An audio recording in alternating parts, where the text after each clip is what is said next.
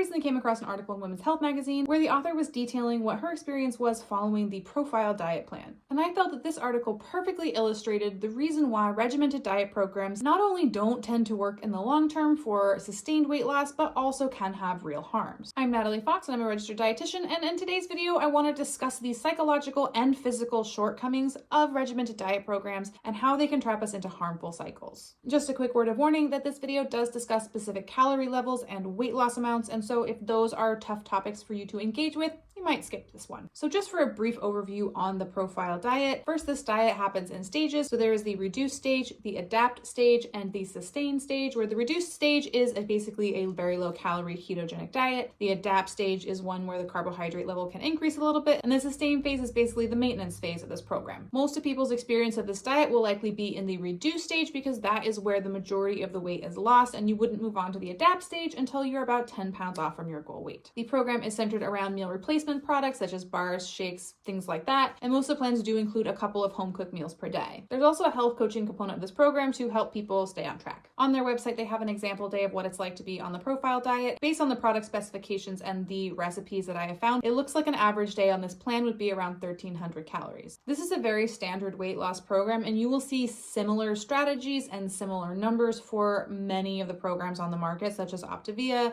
Ideal Protein, Nutrisystem, etc. So with that little bit of background in mind, let's dive into this article. She starts off the article by saying, after gaining roughly 45 pounds in college, I joined a new gym called Kosama for an 8-week program. I couldn't believe how far I had let myself go. In the first 8 weeks, I lost 8 pounds and I was really proud of myself. I decided to sign up for another 8 weeks. By the time I graduated with my nursing degree, about 3 years later, I was down to 128 pounds. That's when I started working nights. But when I got tired of that about 2 years later, I took a job at a doctor's office. I began to eat out of boredom and cut my workouts down to 2 or 3 times a week. I also got a new boyfriend. In the 2 years I worked at the office, I gained 20 pounds. Now I've got a new job at a hospital where I'm constantly moving, and this summer I am a bridesmaid in 3 weddings. I know I'm ready for a change. I meet with a coach from the program once a week right now until I get to my goal weight. I set my goal weight to 125 pounds because I was 128 pounds just 2 years ago.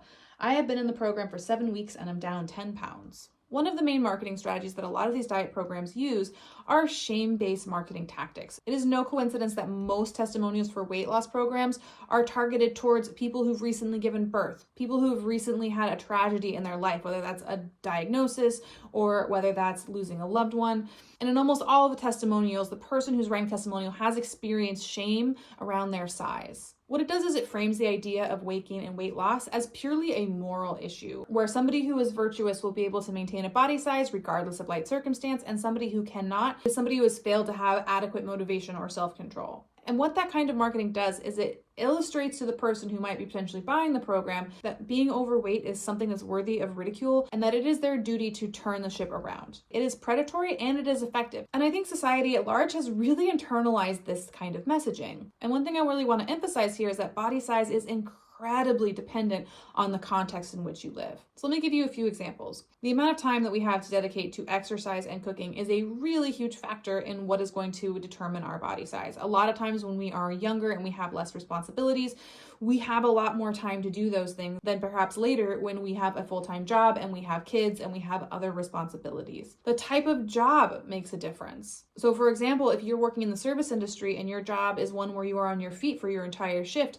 that's going to be substantially more exercise than somebody who works at a desk. And it's really hard to fill the gap in activity when you have a job change like that, because you would suddenly have to find a job's worth of walking to do in your free time outside of your vocation. The idea that we should be able to, and it is our duty to maintain the same body size regardless of anything else that's happening in our life, and that anything less than that maintenance is a moral failing, is toxic. And that is the core message behind all diet programs marketing. And so going back to this article, what were the changes in her environment? Well, she went from being a busy nursing student who has a very ingrained fitness regimen to somebody who works overnights and at a desk and has a new relationship that's taking up more of her free time. And so the context of her life has changed dramatically between when she was at her smallest and where she's at now. And with social events coming up, she doesn't want to feel shame over being judged by the people who are at those events, and so she decides that the best course of action is to sign on to an incredibly restrictive diet program to try to get back to where she was as quickly as possible. So the author notes that she was able to lose 10 pounds in the first 7 weeks and then has been largely stalled ever since then. Now, this is not surprising given that this is a low-carb keto style diet.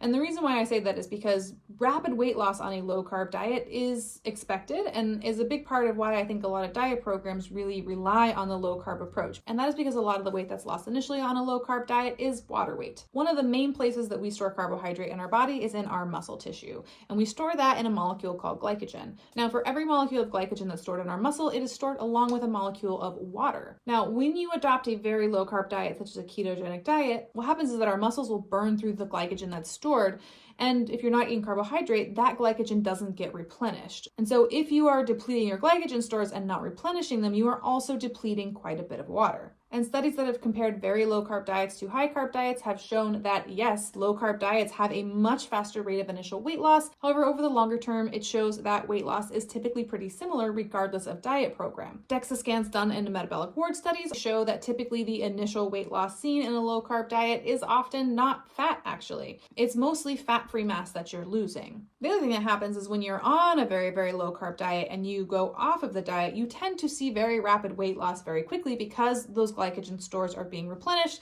and with it comes water. And you see that example in this article. Here the author says, I weigh myself and I am up to 145.6 pounds. I was 144.2 on Saturday, so this is really depressing. She mentions that over the weekend she went out with friends and had some cheat foods. Later on in the week when she weighs herself again, she notes, I get on the scale that says 144.2. I'm happy I lost the weight, but I keep thinking that I would be down more weight if I hadn't cheated last weekend. And the truth is she probably didn't really lose or gain any fat mass over that entire period. The reason why she was up a pound and a half after going out on the weekend is probably just water gain. But she's using this fluctuation in weight as evidence that she can't veer at all from her diet. And this right here is what gets you trapped into rigid, restrictive eating cycles. It's that feeling that one misstep is going to have dire consequences, and so we put so much pressure on ourselves to not make one misstep. And I think that this tends to get people stuck into thinking that because they lost a lot of weight up front, that the program works, and that when weight loss stalls, it's because they're doing something wrong. And so people will cycle on and off and on and off low-carb diets going, well, I know it works because it worked the last time, I just wasn't good enough. But the truth is that that's just how the diet is designed. The other thing I want to talk about here is that based on her eating logs, and also based on the information on Profile's website, likely she's eating somewhere between 1,200 and 1,300 calories.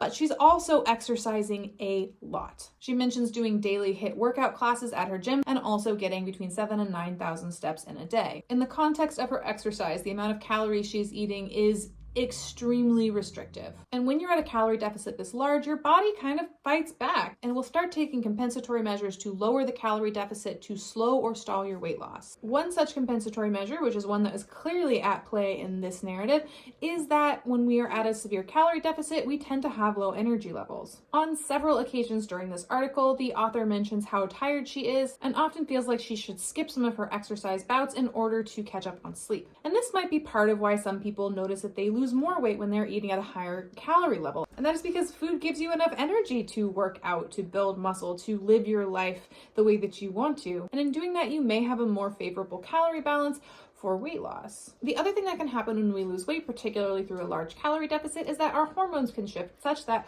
we tend to be hungrier and feel less satisfied at our meals. This, coupled with the mental and psychological effects that being in a restrictive mindset can have, can increase the likelihood that somebody engages in binge and restriction cycles. It can also lead to appetite dysregulation that can make nourishing yourself adequately more challenging to accomplish over the long term. And of course, this dynamic is illustrated in this article because we see the author sticking very faithfully to the diet program throughout the week and then really struggle to maintain it on the weekend. Now, part of that can be some of these compensatory measures when it comes to appetite regulation. Some of it can be a sense of rebellion from trying to maintain that level of control for so many consecutive days. But regardless, what we see is this pattern where she is restricting as much as possible and moving as much as possible during the week, and then really struggling on the weekend, and then blaming herself for having a lack of self-control. When really it is the restriction during the week that's setting herself up for having a hard weekend. And that brings us to the main issue with programs like this. Is it sustainable? And the answer is no, because the truth is that however you lose weight, you have to keep doing that thing in order to maintain the weight you've lost. And I think that that is the dirty little secret that a lot of these programs that have a 3-part plan tend to leave out. Our body size is going to be a reflection of the calorie balance that we've achieved. And so if you have to go into a large calorie deficit to reach a certain weight, you have to keep eating at that deficit in order to maintain the weight that you've lost. And so however you choose to lose weight, you have to really be on board with continuing that for the rest of your life, or else it's kind of a pointless exercise. And so it's very obvious that for her, maintaining this rigid exercise and protein bar and protein shake regimen is not sustainable because she can't even sustain it throughout the week. And so what is the result of programs like this? One is it robs you of quality of life. Throughout this article, even though she says that she's not becoming obsessed with weight, you can see that she very clearly is becoming very obsessed with the scale. And how she feels about herself and how she feels about her day, her week, really hinges on what that number ends up being on the scale. And I always have to ask people, what exactly are you gaining by checking your weight? Because for most people, it doesn't really matter what the number on the scale is. It's probably going to have an effect on somebody in a negative way. For many people, if the number is up, it can cause a lot of distress. If the number is the same, it can also cause distress or frustration. And even if the number is down, oftentimes it can lead people to still want to restrict more in order to continue to see that trend. All 3 of those possibilities don't tend to lead to a sustainable lifestyle that somebody's going to be able to maintain over the long term. The other issue with programs like this, and I think calorie counting in general, is that it makes food and exercise become transactional endeavors, where you exercise in order to get rid of calories and you're trying to eat as little as possible and only eat as much as you've earned. And I think that that creates a very troubling relationship with food. And a lot of times when people get to that place where exercise is transactional, it can really rob joy from engaging in life and social situations, which again you see demonstrated in this article. You can see that the occasions where she's trying to connect with her family and friends have become very stressful because she is worrying about making the right choices as opposed to really focusing on connecting with her community. I'm meeting my mom for dinner tonight at a restaurant. This is definitely going to test my willpower. Or here, my boyfriend and I meet up with my mom at a local restaurant, but I go with a burger. They have no salads, and so I can't even order a side salad. I have to get coleslaw. I take the bun off and I just eat the meat and 2 bites of coleslaw. I order a vodka water with lemon because that is the least amount of calories. When we get to our friend's house, he's at his neighbor's having Sunday fun day. We decide to join in. I have 1 craft beer and 2 Bud Lights. My weight loss goal is slowly dying for this week. And so here, instead of these social situations being something to be enjoyed, they become an ultimate test of will that she can either pass or fail. I think it's important to recognize that any diet program that requires you to turn your social connection and your fun free time into a gauntlet experience is, by its very nature, never going to be sustainable. So here's the take-home message. Diet plans like this, by nature, are unsustainable, and they're designed to be. Programs like this make their money off of repeat and lifelong customers, and so they are not in the business of making something that works effectively. What is best for their bottom line is a program that works very well in the short term, but is incredibly hard to follow. And the reason for that is because it creates an environment where you are going to fail, but you're going to blame yourself for that failure, and you're going to keep coming back for more. So if you're currently trying to lose weight and your weight loss experience looks anything like this article, ask yourself whether or not this path is actually sustainable. Because the mark of a successful weight loss strategy is not whether or not you lose weight on it. It's whether or not you lose weight and sustain it. So if something has worked for you in the past, but you couldn't sustain it, then it didn't really work, did it?